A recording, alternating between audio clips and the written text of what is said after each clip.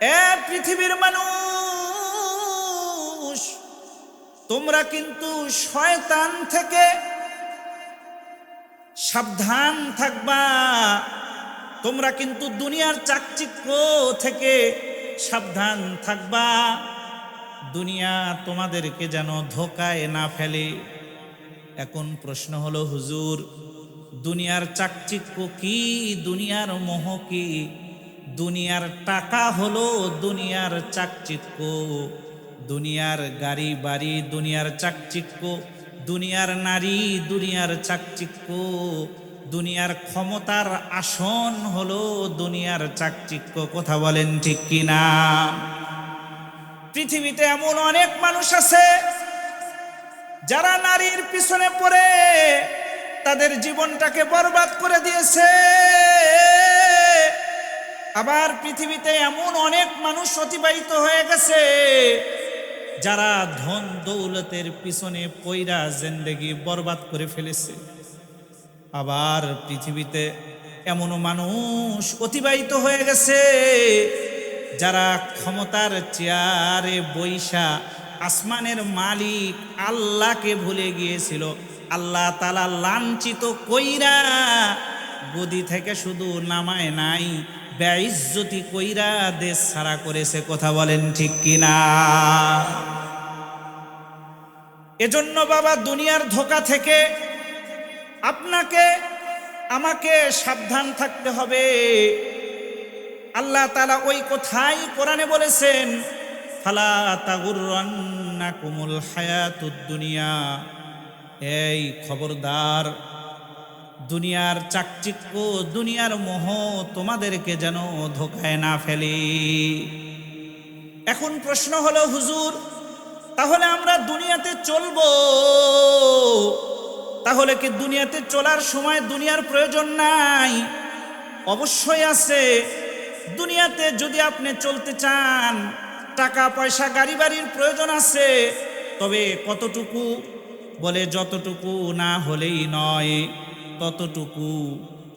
দুনিয়ার মহাব্বত যদি কোনো মানুষের কলবের ভিতরে ঢুকে পড়ে, দুনিয়া ওই ব্যক্তিকে ধ্বংস করে ফেলবে। আমাদের বড়রা বোঝানোর জন্য বলেছে, ও পৃথিবীর মানুষ শোনো, একজন ব্যক্তি নৌকা যখন নদীর ভিতরে চালায়, নৌকার জন্য যেরকম পানি প্রয়োজন, নৌকা কিন্তু পানি ছাড়া চলতে পারে না। কথা বলেন ঠিক কিনা? তবে কতটুকু? যতটুকু না হলেই নয়, ততটুকু। যতক্ষণ পর্যন্ত নৌকার পানি নৌকার বাহিরে বাহিরে আছে ততক্ষণ পর্যন্ত ঠিক আছে। কিন্তু নৌকার বাহিরের পানি যদি নৌকার ভিতরে ঢুকে পড়ে, যেভাবে নৌকাকে ডুবিয়ে ফেলে, ঠিক তদ্রূপভাবে দুনিয়ার মহাব্বত, টাকা পয়সা গাড়ি বাড়ির মহাব্বত, ক্ষমতার মহাব্বত, নারীর মহাব্বত যদি কোনো ব্যক্তির কলবের ভিতরে ঢুকে, তাহলে ওই দুনিয়াও তারে ধ্বংস করে ফেলে। কথা বলেন ঠিক কিনা? অথচ আমাদের আল্লাহওয়ালারা কেমন ছিল বাবা? রাহে দুনিয়া মে লেকিন बिल्कुल दुनिया से बेताल्लुक हो, फेरे दरिया पे लेकिन हरगिज ना कफरू को लगे पानी, फेरे दरिया पे लेकिन हरगिज ना कफरू को लगे पानी। আমাদের আল্লাহওয়ালারা এরকম ছিল বাবা। দুনিয়াতে ছিল, কিন্তু দুনিয়ার কমপ্লিট মহাব্বত তাদের অন্তরের ভিতরে ছিল না। কথা বলেন ঠিক কিনা? তারা পানির উপরে দিয়ে হেঁটেছে, কিন্তু সমুদ্রের পানি, নদীর পানি তাদের কাপড়কে স্পর্শ করে নাই, দুনিয়া তাদেরকে ঢুকতে পারে নাই। এজন্য একজন মুমিনের উচিত দুনিয়াতে চলবে, কিন্তু দুনিয়া ভিতরে ঢুইকে যেন তারে শেষ করতে না পারে, ধ্বংস করতে না পারে। এ বিষয়টা কিন্তু একজন মুমিনের খেয়াল করা দরকার। রাসূল কত সুন্দর বলেছেন, ক্বালান নবী সাল্লাল্লাহু আলাইহি ওয়াসাল্লাম, মাদ দুনিয়া ফিল আখিরাতি ইল্লা মিসলু মা ইয়াজআলু আহাদুকুম ইসবাহু ফিল ইয়াম্মি ফালিয়ানজুর বিমাযা ইয়ারজিউ। বলে পৃথিবীর মানুষ শোনো, আখেরাতের তুলনায় দুনিয়া কত ছোট জাননি? বলে একজন ব্যক্তি 7 সমুদ্র 13 নদীর ভিতরে যদি তার হাতের আঙ্গুলটা এরকম করে ডুবিয়ে দেয়, আবার এরকম করে আঙ্গুলটা উঠায়, ওই যে আঙ্গুলের আগার 1 ফোঁটা পানি, এটা হলো দুনিয়ার হায়াত। আর 7 সমুদ্র 13 নদীর পানি এমন একদিন আসবে সব শেষ হয়ে যাবে, কিন্তু আখেরাতের হায়াত কখনো শেষ হবে না। বলেন সুবহানাল্লাহ। ইমাম গাজ্জালী রহমাতুল্লাহ আলাইহি কত সুন্দর করে বুঝাইছে। বলে দুনিয়ার মানুষ শোনো, এই পৃথিবী, এই জমিন আর আসমানের মাঝখানের এই পুরা জায়গাটাকে যদি সরিষার দানা দিয়ে ভরে দেওয়া হয়, বলেন তো বাবা, এই দুনিয়া থেকে আসমানের দূরত্ব কম নাকি বেশি? এই দুনিয়ার আয়তন কত? আমরা যেই দুনিয়াতে বসবাস করি, এই দুনিয়ার আয়তন হলো 20 কোটি বর্গমাইল। কত বলেন? দিনের বেলায় আকাশের দিকে তাকাইলে আকাশের ভিতরে ছোট্ট একেবারে বলের মতো একটা সূর্য দেখতে পাই। এই 20 কোটি বর্গমাইল দুনিয়ার চাইতে 13 লক্ষ গুণ বড় হলো আকাশের সূর্য। বলেন সুবহানাল্লাহ। এত ছোট দেখা যায় কেন? বলে তার কারণ হলো এই দুনিয়ার চাইতে অনেক উপরে, এই জন্য এত ছোট দেখা যায়। আবার খেয়াল করলে দেখবেন বাবা, ওই সূর্যের উপরে জোনাকি পোকার মতো ছোট্ট ছোট্ট কিছু তারকারাজি দেখা যায়। বলে ওগুলো এত ছোট দেখা যায় কেন? বলে 20 কোটি বর্গমাইল দুনিয়ার চাইতে 13 লক্ষ গুণ বড় যে সূর্য, ওই সূর্যের চাইতেও কোটি কোটি মিলিয়ন বিলিয়ন বড় হলো আকাশের এক একটা তারকারাজি। বলেন সুবহানাল্লাহ। এত ছোট দেখা যায় কেন?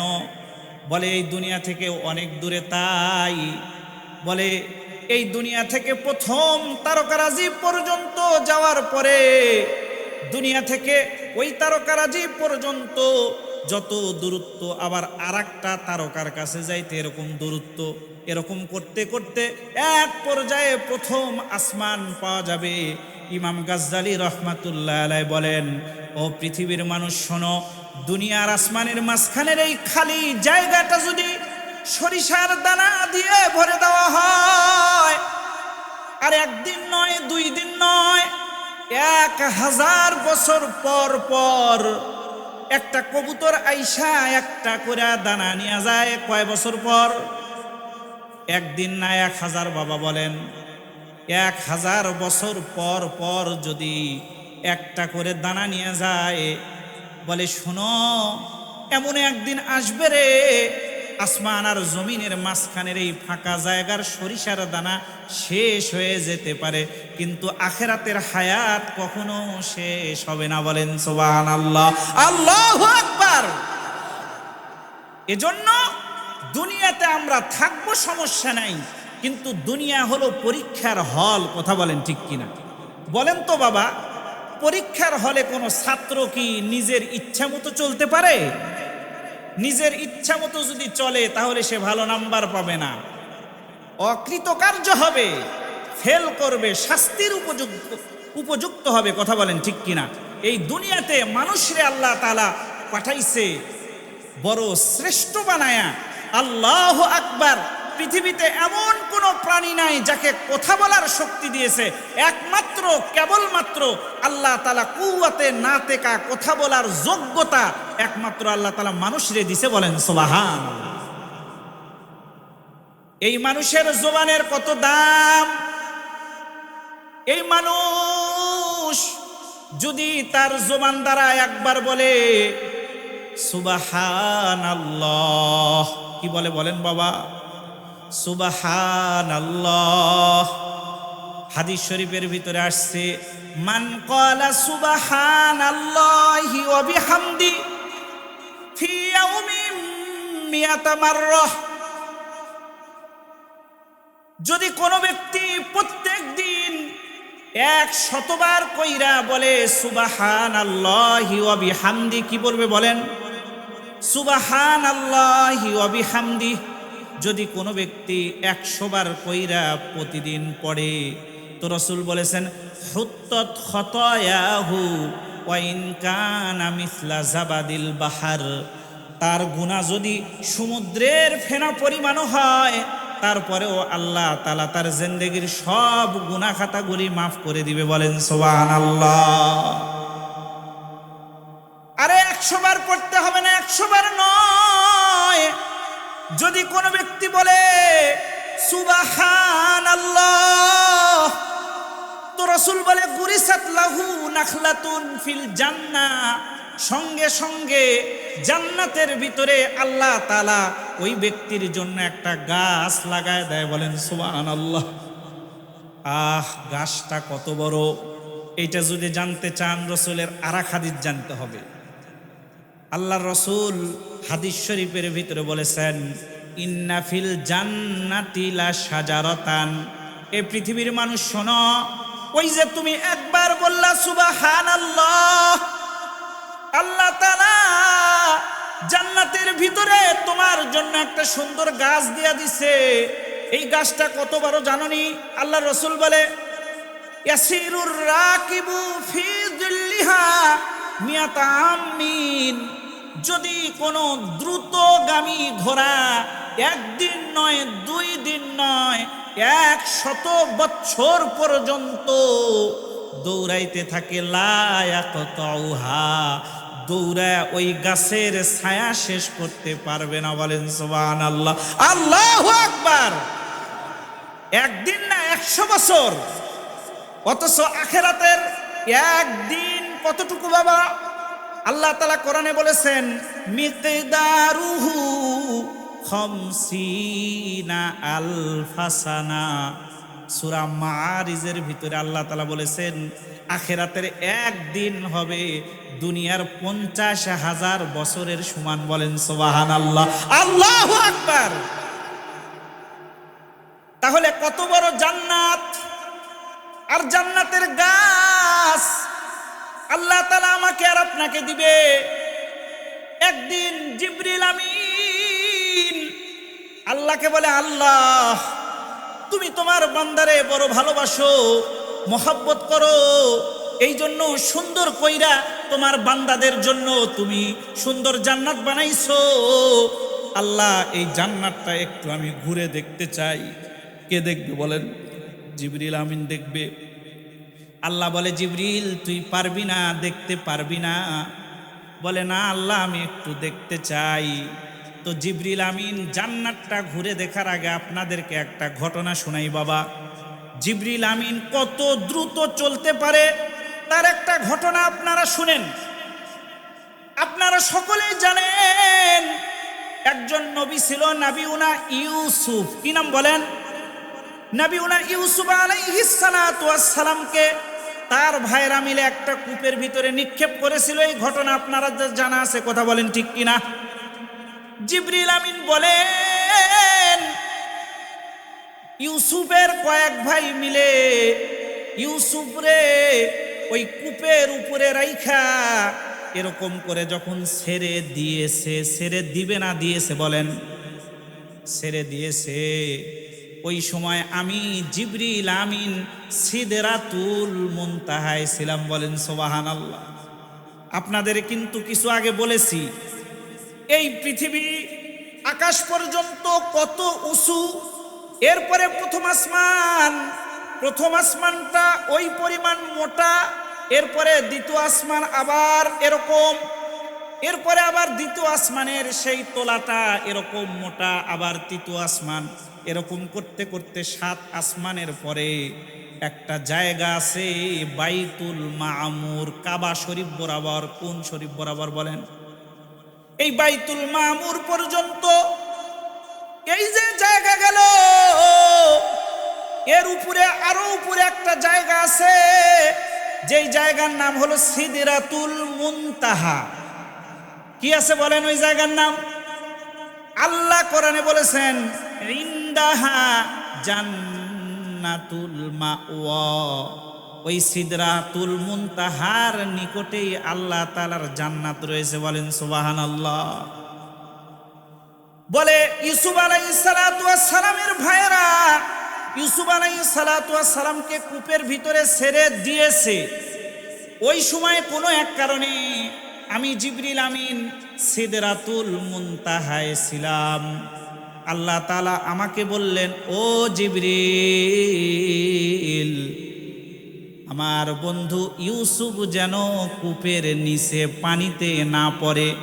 বলার সঙ্গে সঙ্গে উপর থেকে এসে আমি জিবরিল আমিন ইউসুফরে আমার হাতের উপরে উঠায় নিছি। বলেন সুবহানাল্লাহ, আল্লাহু আকবার। তাহলে কত দ্রুত চলতে পারে। আল্লাহকে বলে, আল্লাহ তোমার জান্নাত আমি ঘুরে দেখব। আল্লাহ বলে, পারবি না? বলে, না আমি দেখব। ঠিক আছে, যাও। জিবরিল আমিন আল্লাহ তাআলার জান্নাত ঘুরে দেখার জন্য চলে গেছে।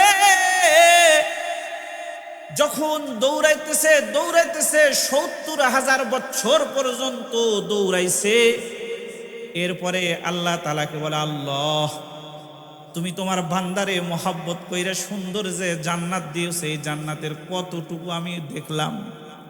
বলে, জিবরিল আমিন কিছু কি দেখেছো? বলে, হ্যাঁ, 2-1টা খুঁটি দেখেছি।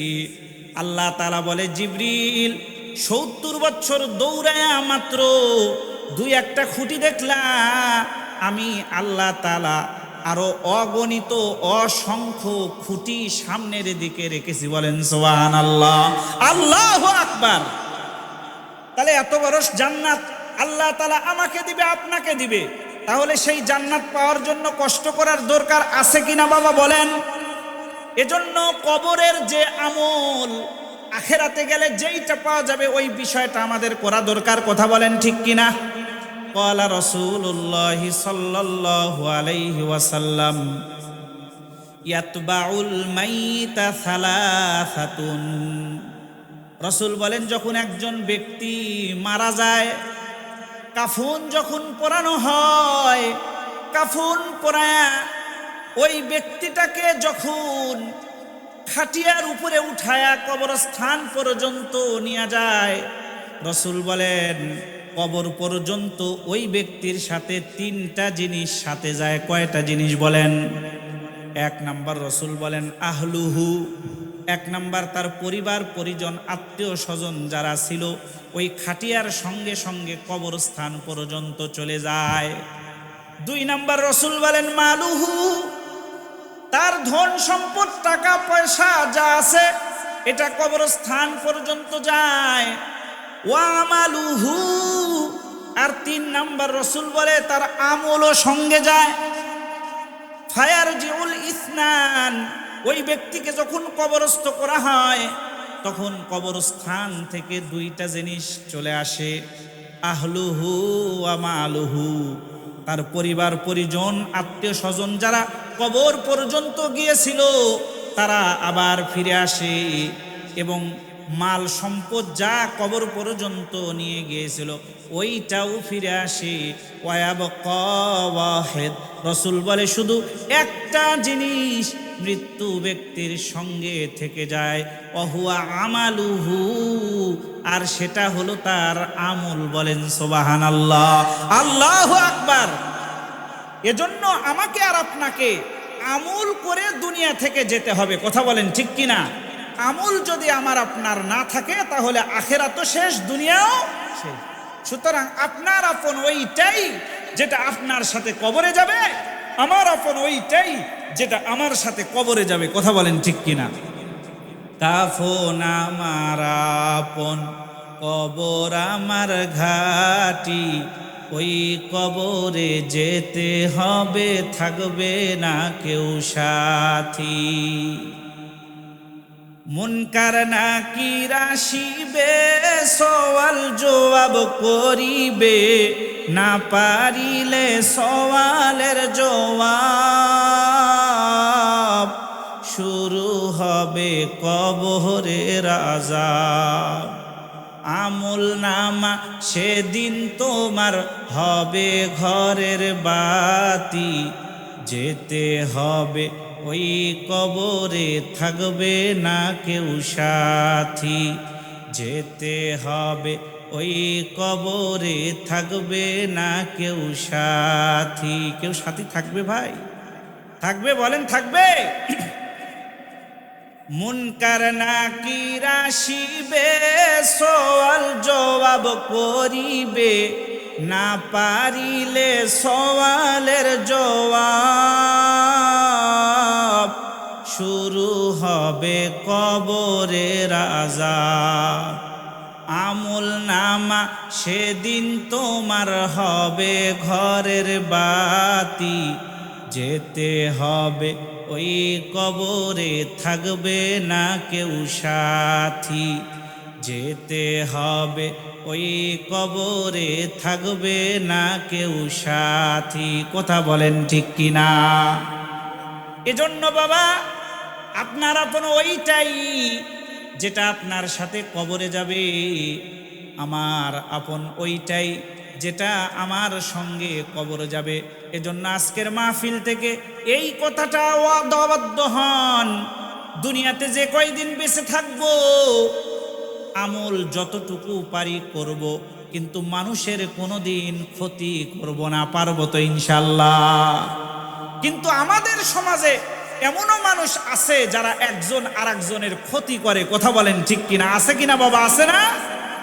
শুনে রাখেন, এই দুনিয়াতে যদি বিচার নাও হয়, আসমানের মালিক আল্লাহ তাআলার সামনে গিয়ে তাদের বিচার হবে। কথা বলেন ঠিক কিনা?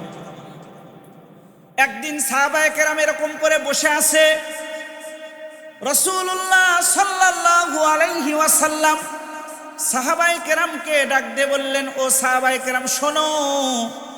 রাসূল বললেন, আতাদরুনা মানিল মুফলিস? ও সাহাবায়ে কেরাম, বলো দেখি তোমাদের ভিতরে সবচাইতে নিঃস্ব আর গরিব লোককে? ক্বালু, সাহাবায়ে কেরাম বলল, আল মুফলিসু ফিনা মান? আমাদের ভিতরে সবচাইতে নিঃস্ব আর গরিব হলো ওই ব্যক্তি, লা দিরহাম লাহু ওয়ালা মাতা, যার কোনো টাকা নাই, পয়সা নাই। এ হলো আমাদের ভিতরে সবচাইতে নিঃস্ব। বলেন তো বাবা, এই ধরনের লোককে আমরাও ফকির আর নিঃস্ব বলি। কথা বলেন ঠিক কিনা? কিন্তু রাসূল বললেন, না না না, ইন্নাল মুফলিসা মিন উম্মতি মান? আমার উম্মতের ভিতরে সবচাইতে নিঃস্ব, সবচাইতে ফকির ওই ব্যক্তি, ইয়াতি ইয়াউমাল কিয়ামাতি বিসসালাতিন ওয়া সিয়ামিন ওয়া যাকাতিন, যে হাসরের ময়দানে পাহাড় সম নেক নিয়া আল্লাহ তাআলার দরবারে দাঁড়াবে। বলেন সুবহানাল্লাহ। যেই পাহাড় সম নেকের ভিতরে নামাজের সব থাকবে, আবার সেই পাহাড় সম নেকের ভিতরে হজের সব থাকবে, আবার সেই পাহাড় সম নেকের ভিতরে কোরআন তেলাওয়াতের সব থাকবে। পাহাড় সম নেক দেখা বান্দা খুশি হয়ে যাবে, আর আল্লাহ তাআলাকে ডাক দিয়ে বলবে, আল্লাহ তুমি শুধু আমাকে অনুমতি দাও, অনুমতি দিলেই আমি জান্নাতের ভিতরে প্রবেশ করব। বান্দা যখন আল্লাহ তাআলার অনুমতির অপেক্ষায় সেই জায়গায় অপেক্ষমান থাকবে, ঠিক তদ্রূপ ঠিক সেই সময় একজন ব্যক্তি আল্লাহ তাআলাকে এসে বলবে, আল্লাহ তোমার যেই বান্দা পাহাড় সম নেক নিয়া জান্নাতে যাওয়ার জন্য অপেক্ষা করতেছে, তার বিরুদ্ধে আমার কিছু অভিযোগ আছে। আল্লাহ বলবে, কি অভিযোগ? বলে, আল্লাহ দুনিয়াতে আমি ছিলাম গরিব আর সে ছিল ধনী, আমি ছিলাম অসহায় আর সে ছিল প্রভাবশালী, তার জমির কাছে আমার জমি ছিল, সে তার বাড়ির সৌন্দর্য বর্ধন করার জন্য আমার জমিটাকে জোর জবরদস্তি করে দখল করে নিয়েছিল। আল্লাহ, দুনিয়াতে আমি এই বিষয়টা বিচার দেওয়ার জন্য গ্রামের মাতব্বরের কাছে গিয়েছিলাম, কিন্তু টাকা খেয়ে মাতব্বর আমার বিচার করে নাই।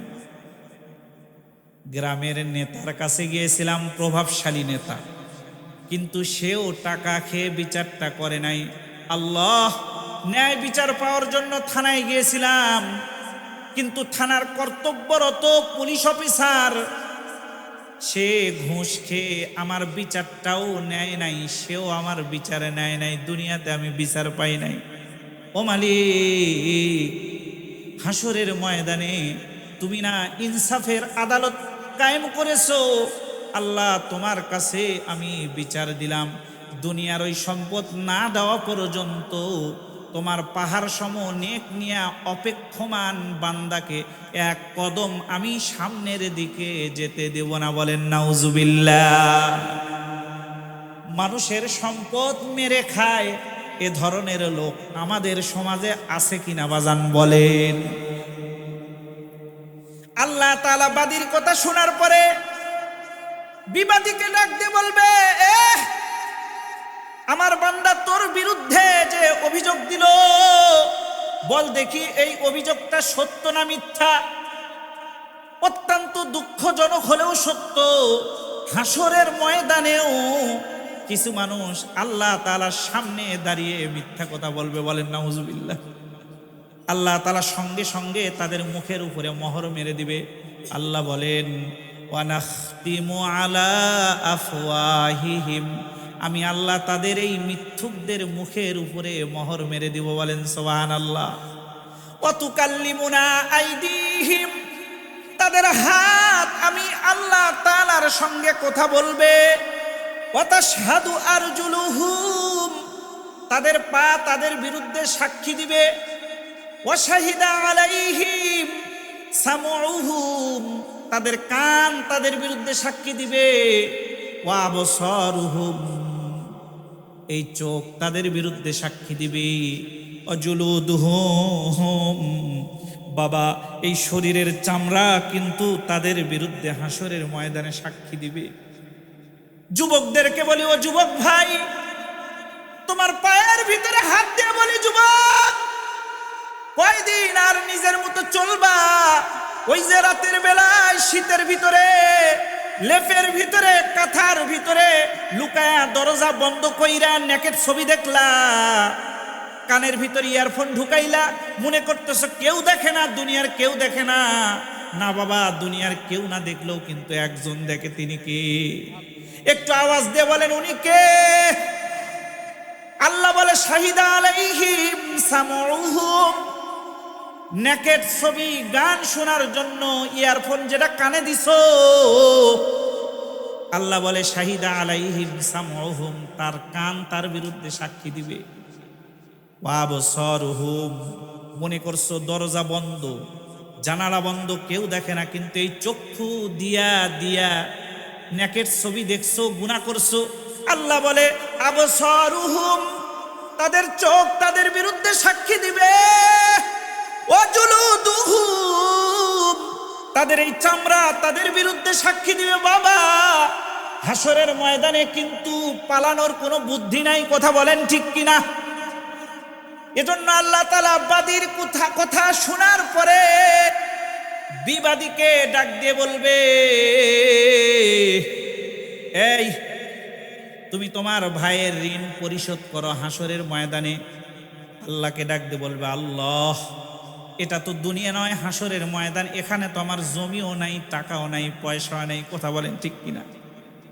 আমার জমি ছিল দুনিয়াতে, টাকা ছিল দুনিয়াতে। আল্লাহ, এখন তোমার জমিও নাই, টাকাও নাই, কি দিব? বাদী আল্লাহ তাআলাকে ডাক দিয়ে বলবে, আল্লাহ, হাসরের ময়দানে তার জমি নাই, টাকা নাই, পয়সা নাই। হাসরের ময়দানে টাকা পয়সার দরকারও আমার নাই। আজকে হাসরের ময়দানে যেইটা আমার দরকার ওইটা তার কাছে আছে, তুমি ওইটা নিয়ে দাও। আল্লাহ বলবে কি? বলে, আল্লাহ তার পাহাড় সম নেক নিয়া হাসরের ময়দানে উঠছে।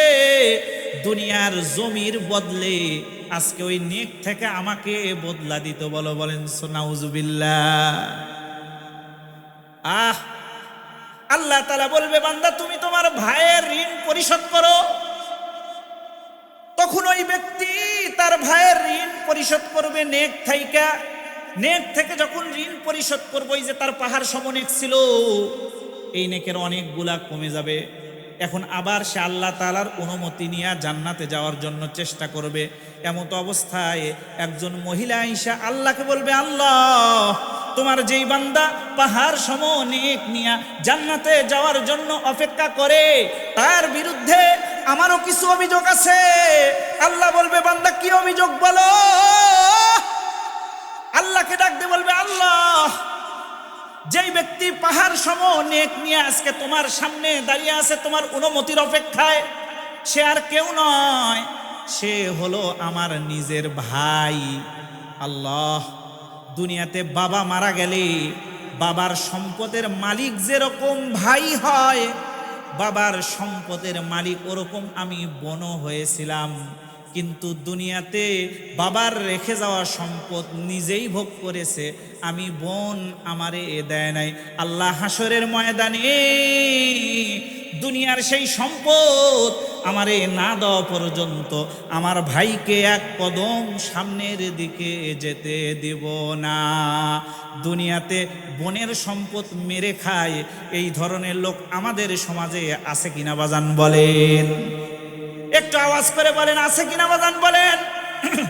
এ ভাই, এই জন্য আগেই বলেছি, আখেরাতের দুনিয়ায়, আখেরাতের তুলনায় দুনিয়া কিন্তু অতি সামান্য। খেয়ে থাকলেও চলে যাবে, না খেয়েও থাকলেও চলে যাবে। ও বাবা, আপনি যদি আখেরাতে ঠকে যান তাহলে আপনার চাইতে বোকা কিন্তু পৃথিবীতে আর কেউ নেই। কথা বলেন ঠিক কিনা? ভাইরে, নিয়ত করেন। কবি বলেন, কুয়াতে নে কিনাদারি বদমাকুন বর ওজুদে খুদ সেতাম্বি হাদমাকুন। বলে, যদি মানুষের ভালো করতে নাও পারো তবে চুপ থাকো, নেক আমল যদি করতে নাও পারো চুপ থাকো, কিন্তু মানুষের ক্ষতি করিও না। এজন্য ওয়াদাবদ্ধ হন বাবা, যে কয়দিন দুনিয়াতে বেঁচে থাকবো আমার দ্বারা মানুষের সামান্য পরিমাণ ক্ষতি হবে না। পারবো তো ইনশাআল্লাহ? আল্লাহ তাআলা বলবে, তুমি তোমার বোনের ঋণ পরিশোধ করো। তখন সেই ব্যক্তি তার বোনের ঋণ পরিশোধ করবে, কিন্তু দেখবে এখনো অনেক পাওনাদার এখনো বাকি আছে। আল্লাহকে বলবে, আল্লাহ আমার পাওনা, বলে পরিশোধ করো। এরকম পরিশোধ করতে করতে তার পাহাড় সম সব নেক শেষ, কিন্তু এখনো পাওনাদার বাকি। আল্লাহকে ডাক দিয়ে বলবে, আল্লাহ দুনিয়ার যত নেকি কামাইছিলাম সব তো শেষ, এখন আমার ভাইদের ঋণ আমি কি দিয়ে পরিশোধ করব? বাদী তখন আল্লাহকে ডাক দিয়ে বলবে, আল্লাহ তার নেক নাই তো কি হইছে, আমাদের মাথার উপরে তো গুনাহ আছে, আমাদের গুনাহটা নিয়ে তার মাথার উপরে চাপায় দাও। বলেন নাউজুবিল্লাহ। আল্লাহ তাআলা তখন কি করবে? ওই যে গুনাহটা নিয়ে তার মাথার উপরে চাপায় দিবে। আল্লাহ তাআলা ডাক দিয়ে বলবে, ওয়ানাদুল মাওয়াজিনাল কিসত, এ বান্দা আমি হাসরের ময়দানে ইনসাফের আদালত কায়েম করেছি, তুই কেন ফালা তুজলামু নাফসুন শাইআ, কোনো বান্দার উপরে সামান্য পরিমাণ জুলুম করা হবে না। বলেন সুবহানাল্লাহ। ওয়া ইন কানা মিসকালা হাববাতিন মিন খারদালিন আতাইনা বিহা, কেউ যদি সরিষার দানা পরিমাণ কোনো নেক আমল করে, আল্লাহ তাআলা বলে আমি আমার বান্দার সামনে ওইটা হাজির করে দিব। আবার কেউ যদি সরিষার দানা পরিমাণ খারাপ আমল করে, ওইটাও আল্লাহ তাআলা বান্দার সামনে হাজির করে দিবে। আপনি মনে করতেছেন ছোটখাটো গুনাহ, এইটা আল্লাহ জানে না? না না না, সব খবর আসমানের মালিকের কাছে আছে। আল্লাহ তাআলা কোরআন অপর আয়াতে বলেছে, যখন আমল নামা বান্দারে হাসরের ময়দানে দেওয়া হবে, আমল নামা পয়রা পয়রা বান্দা আফসোস করবে আর বলবে, মালি হাযাল কিতাব লা ইউগাদিরু সগীরাতাও ওয়ালা কাবীরা।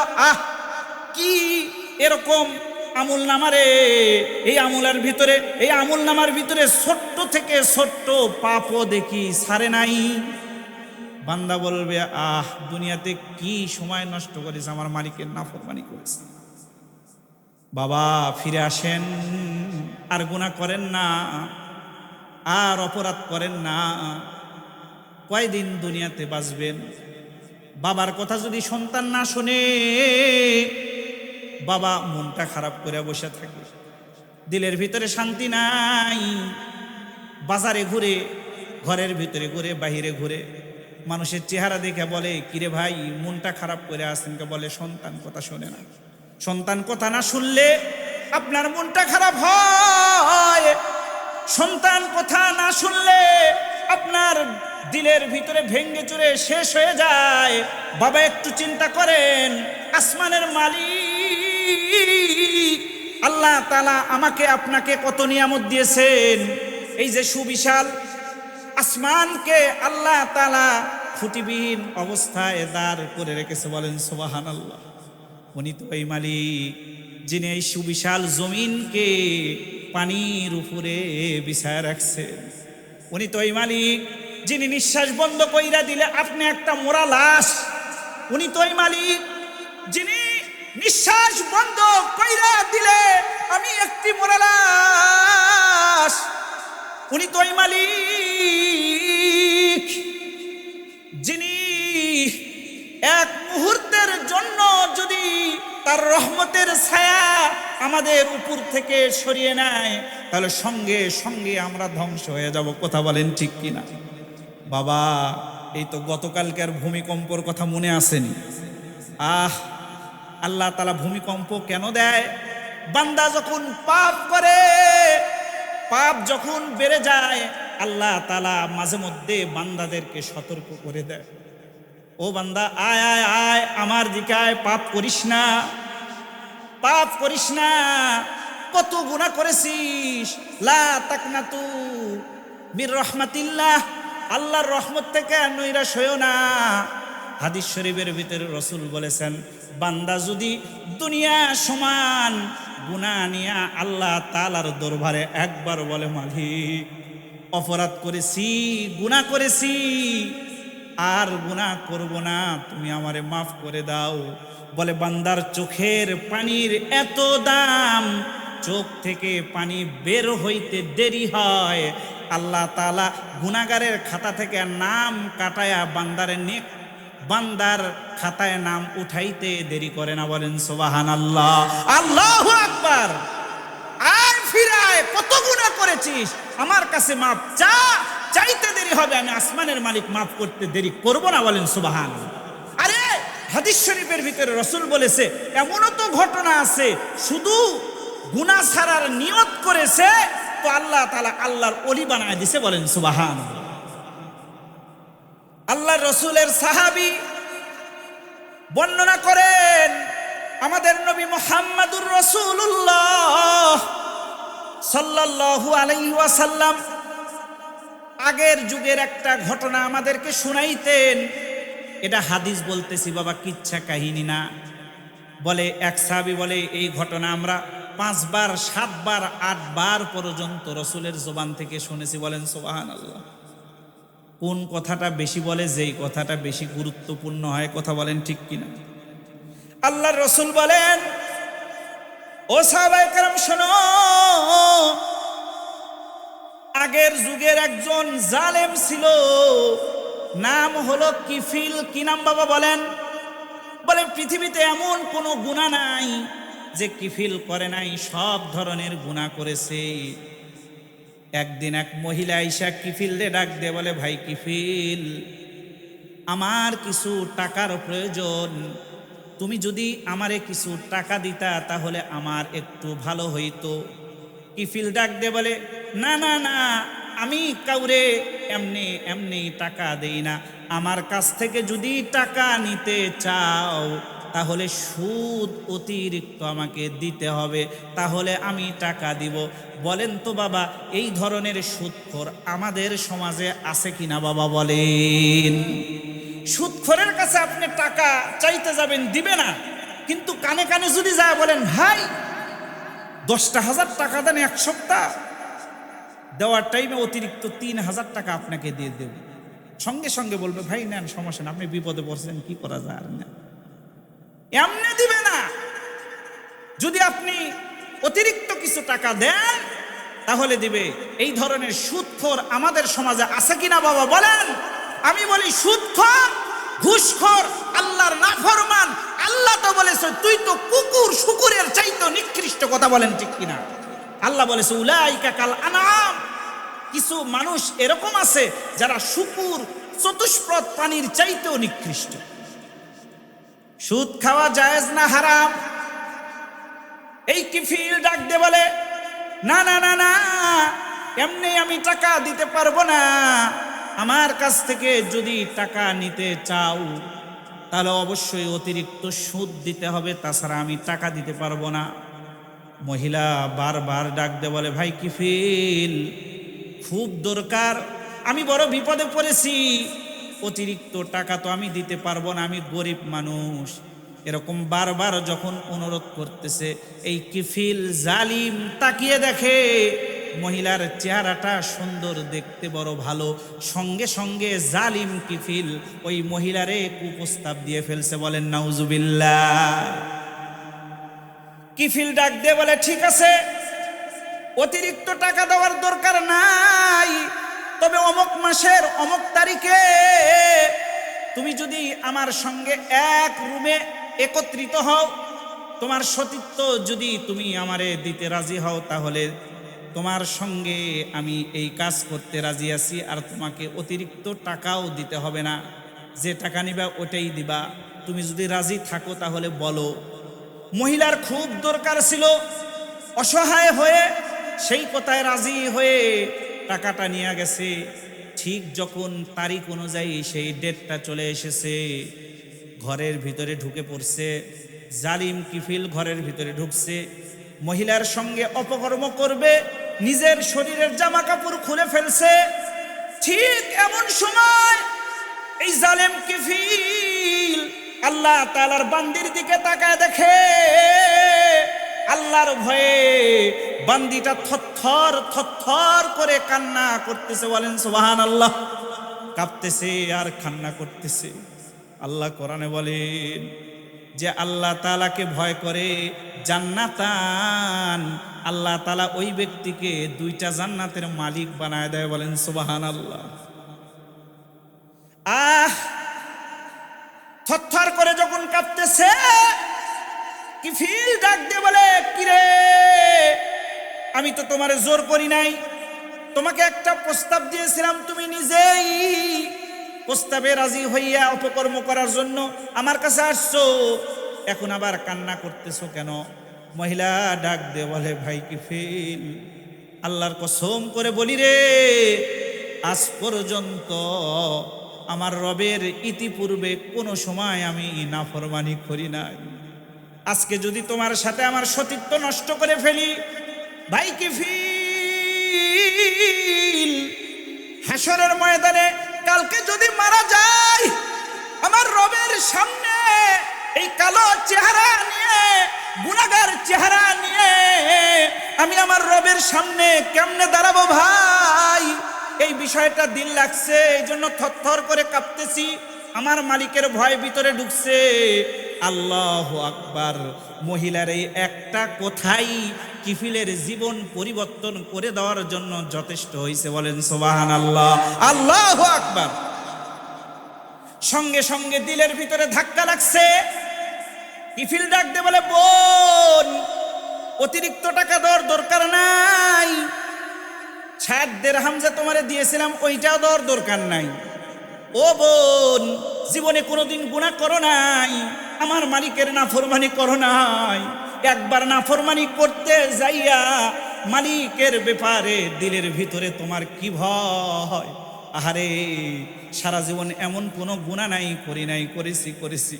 ও বোন, তোমারে দেইকা ভিতরে আল্লাহর ভয় ঢুকছে। ও বোন, আর নাফরমানি করতে চাই না, তোমারে মাফ করে দিলাম। ও বোন, তুমি একটু আমার জন্য দোয়া করবা, আল্লাহ তাআলা যেন আমার হেদায়েতের মালা গলায় পরায় দেয়, বলেন সুবহানাল্লাহ, আল্লাহু আকবার। হাদিস শরীফের ভিতরে আসছে, ঘটনাক্রমে ওই রাত্রিতেই জালেম কিফিল দুনিয়া থেকে চলে গেছে। পরের দিন মানুষেরা যখন দেখে কিফিল দুনিয়া থেকে চলে গেছে, সকলেই ডাক দেয় আর চিল্লাচিল্লি করতেছে আর বলতেছে, জালেম চলে গেছে রে, জালেম চলে গেছে। আমাদের সমাজেও খারাপ লোক মারা গেলে আমরাও বলি জালেম চলে গেছে, ভালো হয়েছে। কথা বলেন ঠিক কিনা? এজন্য রাসূল বলেন, এমন জীবন করো হে গঠন, মরণে হাসিবে তুমি, কাঁদিবে ভুবন। এমন সুন্দর একটা জীবন গঠন করো, মরণের টাইমে তুমি হাসবা, পৃথিবীর মানুষ তোমার জন্য কান্নাকাটি করবে। কথা বলেন ঠিক কিনা? আমাদের আল্লাহওয়ালারা কেমন ছিল বাবা! আরে বেশি দূর যেতে হবে না, এই যে বগুড়ায় জামিল মাদ্রাসার মুহতামিম 7 নাম্বার হুজুর ইউসুফ নিজামীর কথা আপনারা শুনেছেন। কথা বলেন ঠিক কিনা? কেমন আল্লাহওয়ালা ছিল বাবা! এই কথার পুরাপুরি মেজদাক ছিল। আমাদের ওই আল্লাহওয়ালা মারা যাওয়ার পরে মাদ্রাসার ছাত্ররা এমন ভাবে ফুপিয়ে ফুপিয়ে কেঁদেছে, চিৎকার করেছে, বাবা মারা গেল এরকম করে কাঁদে না। কেন কান্না করেছে? দুনিয়ার সাথে তাদের কমপ্লিট সম্পর্ক ছিল না, তাদের সম্পর্ক ছিল আখিরাতের মালিকের সাথে। কথা বলেন ঠিক কিনা? এজন্য বাবা আপনারা দেখেছেন গত 16 বছর স্বৈরাচারী শাসক এমন কিছু করেছে, তার পেতাত্তারা এত ক্ষতি করেছে, দেশের ক্ষতি করেছে, জনগণের ক্ষতি করেছে।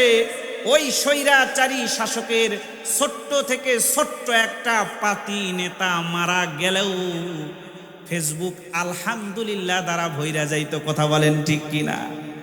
ক্ষমতার চেয়ার বেশি দিন থাকে না, বাহাদুরি বেশি দিন থাকে না।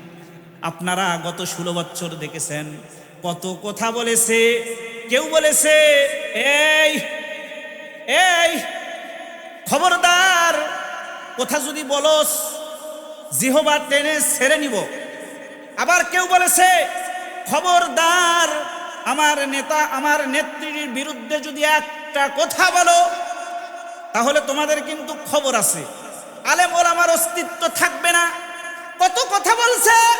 ওলামায়ে কেরামের গায়ে জেনার তকমা লাগায়া জেলখানার ভিতরে বন্ধ করে রাখছে। কথা বলেন ঠিক কিনা? আমরা এমন দেশে বাস করি বাবা, সিনেমা গান বাজনা এইগুলার অনুমতি নেওয়ার জন্য ঘন্টার পর ঘন্টা দাঁড়িয়ে থাকার দরকার নাই, যাওয়ার সঙ্গে সঙ্গে অনুমতি দিয়েছে। কিন্তু মাদ্রাসার মাহফিল করার জন্য জাতির শ্রেষ্ঠ সন্তান ওলামায়ে কেরাম ঘন্টার পর ঘন্টা ওই নাস্তিক মুরতাদ মার্কা মানুষদের সামনে দাঁড়িয়ে থেকেছে, কিন্তু তাদেরকে অনুমতি দেয় নাই। কথা বলেন ঠিক কিনা? আল্লাহ ছাড় দেয়, ছেড়ে দেয় না। ওই যে টাকলা মোলাদ পড়েছিল, সংসদে বিসমিল্লাহ থাকবে না, রাষ্ট্রধর্ম ইসলাম থাকবে না, হুজুররা থাকবে না। আল্লাহ বলে রাষ্ট্রধর্ম ইসলাম থাকবে, সংসদে বিসমিল্লাহ থাকবে, ওলামায়ে কেরাম থাকবে, ইসলাম থাকবি, বদমাশ তুই থাকবি না। আল্লাহ তাআলা কিচ্ছু করে নাই, শুধু একটা রেকর্ড ফাঁস করে দিয়ে এক মুহূর্তের ভিতরে আকাশচুম্বী জনপ্রিয়তা থেকে আস্থা করে নিক্ষিপ্ত করেছিল। কথা বলেন ঠিক কিনা? এজন্য বাবা মানুষের জবান কিন্তু বড় দামি। কথা বলেন ঠিক কিনা?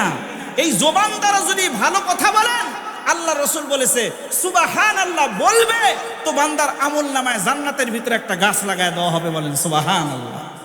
আর যদি এই জবান দ্বারা খারাপ কথা বলে, তাহলে আকাশচুম্বী জনপ্রিয়তা থেকে এক মুহূর্তের ভিতরে আস্থা করে নিক্ষিপ্ত করতে 1 মিনিট সময় লাগবে না। কথা বলেন ঠিক কিনা? এই জবানের কারণেই কিন্তু গত 16 বছরের স্বৈরাচারী শাসক শেখ হাসিনা এই গদি ছাড়া বিদেশে পালিয়ে যেতে বাধ্য হয়েছে। কথা বলেন ঠিক কিনা? শুধু একটা কথা কি বলছিল, কে পাবে? রাজাকারের বাচ্চা পাবে, শেষ। এজন্য জবান বড় দাম। জবান দ্বারা মিথ্যা কথা হয়।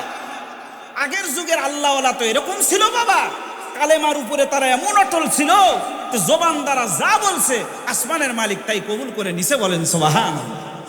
সেই জবান এখনো আছে, সেই কালেমা এখনো আছে, কিন্তু সেই কালেমার উপরে অটলতা নাই, কথা বলেন ঠিক। পরের দিন জালেম চলে গেছে রে, জালেম চলে গেছে, কিফিল জালেম চলে গেছে। এরকম করে যখন বলতেছে, আল্লাহ তাআলার পক্ষ থেকে গায়বী আওয়াজ দিয়া দিছে, এ কিফিলের এলাকার লোক, খবরদার কিফিল রে, তোরা জালেম বলবি না। ভাই কিফিল এমন ভাবে খাঁটি নিয়তে তওবা পড়েছে, আমি আল্লাহ তাআলা কিফিলের জিন্দেগীর সব গুনাহ খাতাগুলি মাফ করে দিয়া তাকে গুনাহগার বান্দা থেকে নাম কাটায়া নেককার বান্দাদের খাতায় আমি আল্লাহ তাআলা তার নাম উঠিয়ে দিয়েছি, বলেন সুবহানাল্লাহ। আল্লাহু আকবার। কত গুনাহ করেছেন ভাই। এজন্য যুবক ভাইদেরকে বিশেষ করে বলি, আমরা গুনাহের কাছে দৌড়াবো না। আল্লাহ তাআলা আমাদেরকে যেন সৎ কাজ করার তৌফিক দান করে, জবানের হেফাজত করার তৌফিক দান করে, 5 ওয়াক্ত নামাজ জামাতের সহিত আদায় করার তৌফিক দান করে, সকলে বলেন আমিন। কোরআন তেলাওয়াত আজকে আগের মতো নাই, কথা বলেন ঠিক কিনা? কোন জামানা আসলো বাবা। আগের যুগে ফজরের নামাজের পরে পুরা গ্রাম ঘুরলে কানের ভিতরে কত সুন্দর মধুর কোরআনের তেলাওয়াত আসতো, কথা বলেন ঠিক কিনা? আর এখন ফজর থেকে 10টা পর্যন্ত ঘুরলেও কোরআনের তেলাওয়াত আমাদের কানের ভিতরে আসে না। তার কারণ কোরআন তেলাওয়াতের মজা দিলের ভিতরে নাই, নামাজের মজা আমার নাই। এজন্যই কবি বলেন, লতা এফে মাই তুঝসে কিয়া কাহু আয় জাহের, আয়ে কম বখত तूने मैं पिया ही नहीं, आए कम वक्त तूने मैं पिया ही नहीं। মদ পান করো নাই তাই মদের মজা বুঝো নাই, জিকির করো নাই তাই জিকিরের মজা বুঝো নাই, মোহাব্বত নিয়ে নামাজ পড়ো নাই, মালিকের পায়ে কুদরতি সেজদা দেও নাই, তাই মালিকের পায়ে কুদরতি সেজদা দিলে কত শান্তি আছে এটা বুঝো নাই, কথা বলেন ঠিক কিনা? একবার যদি কেউ মালিক রে ডাকার মজা দিলের ভিতরে নিয়ে আনিছে, পুরা দুনিয়া তার কাছে দিলেও সব লাথি মেরে ছুঁড়ে ফেলে দিবে, কিন্তু আসমানের মালিক রে ছাড়বে না, বলেন সুবহানাল্লাহ। রাতের বেলা হযরত ওমর বের হইছে, ঘুরতেছে প্রজাদের খবর নেওয়ার জন্য। আমাদের সমাজে এরকম নেতা আছে কিনা বাজান, কোন আছে? এজন্য রাসূল বলেছেন, বাদিরু বিল মাউতি সিত্তান, 6টা জিনিস দুনিয়াতে প্রকাশিত হওয়ার আগেই দুনিয়াতে বেঁচে থাকার চাইতে মরে যাওয়াই ভালো। বেঁচে থাকার চাইতে কি যাওয়াই ভালো? 1 নম্বর রাসূল বলেছেন, ইমরাতা সুফাহা, অযোগ্য ব্যক্তি ক্ষমতার চেয়ারে বসার আগেই দুনিয়াতে বেঁচে থাকার চাইতে মরে যাওয়াই ভালো। তার কারণ অযোগ্য ব্যক্তি যখন ক্ষমতার চেয়ারে বসবে তখন যোগ্য লোকের কদর থাকবে না, কথা বলেন ঠিক কিনা? আপনাদেরকে একটা কথা বলি বাবা, যদি কোনো অদক্ষ অপরিপক্ষ কোনো ব্যক্তিকে বলা হয়, ভাই তুমি এই গাড়িটা ড্রাইভিং করে ঢাকা পর্যন্ত নিয়ে যাবা, বলেন দেখি অপরিপক্ষ অদক্ষ লোককে চালাইতে দিলে যেরকম নিজেও শেষ হয়ে যাবে, গাড়িও শেষ করবে, ঢাকা পর্যন্ত পৌঁছতে পারবে না, ঠিক তদ্রূপভাবে অযোগ্য ব্যক্তিটাকে যদি ক্ষমতার চেয়ারে আমরা বসাই তাহলে কিন্তু ওই গাড়ির মতো নিজেও শেষ হবে, দেশকেও শেষ করবে, জনগণকেও শেষ করবে, কথা বলেন ঠিক কিনা? আপনারা গত 16 বছর দেখেছেন বাবা, সংসদের মতো পবিত্র জায়গায় আলেম ওলামার জায়গা হয় নাই, কিন্তু নায়ক গায়ক নর্তকী মমতার মতো মানুষের জায়গা হয়েছে, কথা বলেন ঠিক কিনা? আবার সংসদের মতো পবিত্র জায়গায় দাঁড়ায় দাঁড়ায় গান কয়। এ কারণেই তো আপনারা দেখেছেন 2013 সালে শাপলা চত্বরে জাতির শ্রেষ্ঠ সন্তান ওলামায়ে কেরামদেরকে গুলি করে করে হত্যা করেছে, কথা বলেন ঠিক কিনা? এ কারণ হলো অযোগ্য মানুষরে ক্ষমতার আসনে বসানো। এজন্য বাবা আপনাদেরকে একটা বলি, ভোট একটা কিন্তু আমানত, কথা বলেন ঠিক কিনা? আল্লাহ বলেছেন ইন্নাল্লাহা ইয়া'মুরুকুম, এ পৃথিবীর মানুষ, নিশ্চয় আল্লাহ তাআলা তোমাদেরকে আদেশ দিচ্ছে আনতু আদ্দুল আমানাতি ইলা আহলিহা, তোমরা প্রত্যেকটা আমানত তার মালিকের কাছে পৌঁছায় দিবা। ভোট একটা আমানত, ক্ষমতার চেয়ার এটা একটা আমানত। তাহলে আমানত ভোটটাকে যদি আপনি যোগ্য ব্যক্তিরে দেন তাহলে আমানত রক্ষা করলেন, কথা বলেন ঠিক কিনা?